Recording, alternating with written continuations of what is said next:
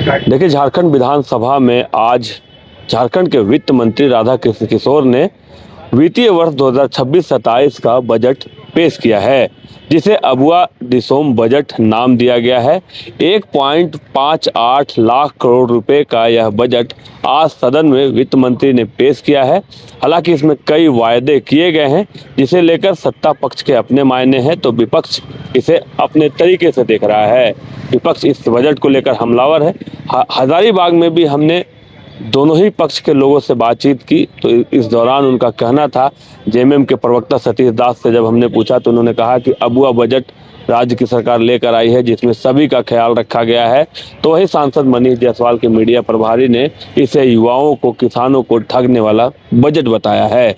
आप सुनिए इस बजट पर प्रतिक्रिया देते हुए दोनों ही लोगों ने क्या कुछ कहा है।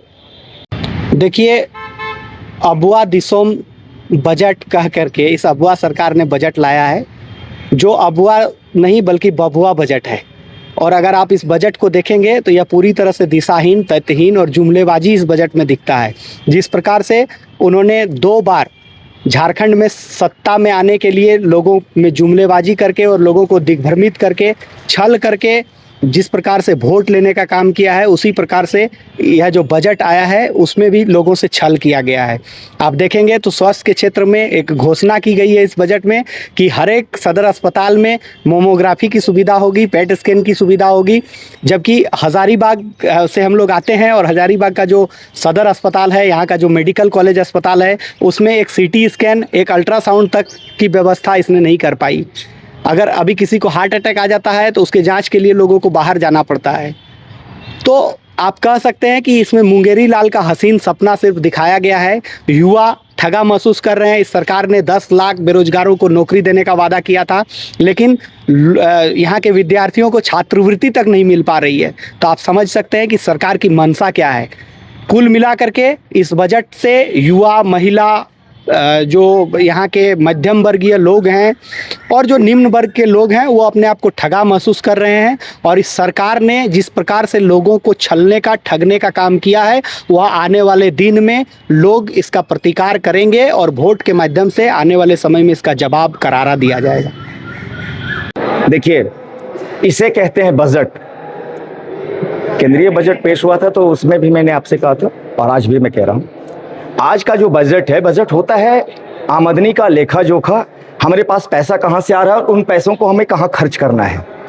राज्य के हेमंत सोरेन के नेतृत्व वाली सरकार, जो अबुआ सरकार है, राज्य के हर एक वर्ग के लोगों के लिए, चाहे वह महिला सम्मान की बात हो, बेरोजगारों को रोजगार देने की बात हो, सड़कें की बात हो, सड़कों के विस्तारीकरण की बात हो, इंफ्रास्ट्रक्चर की बात हो, इस बजट में सब कुछ समाहित है।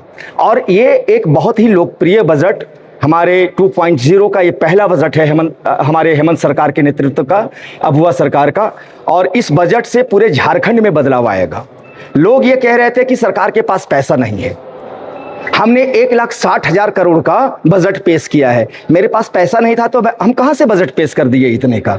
मेरे पास पैसा भी, हमारी मनसा भी है काम करने की, हमारे पास पैसा भी है और हम काम करके दिखलाएंगे। एक बार मैं पुनः आप लोगों के माध्यम से राज्य के डायनामिक मुख्यमंत्री को बधाई देना चाहता हूं कि उन्होंने समाज के हर वर्ग के लोगों का ख्याल रखते हुए एक संतुलित और झारखंड को आगे ले जाने वाला अबुआ सोच का बजट पेश किया है। इसके लिए वित्त मंत्री जी का भी मैं आभार व्यक्त करता हूं और माननीय मुख्यमंत्री जी को एक बार पुनः आप लोगों के माध्यम से बहुत बहुत धन्यवाद इस बजट के लिए।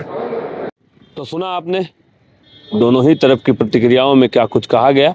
फिलहाल 1.58 लाख करोड़ का बजट सदन में आज पेश किया गया है और अब देखना यह है कि इस बजट का असर आम जनजीवन पर किस प्रकार पड़ता है।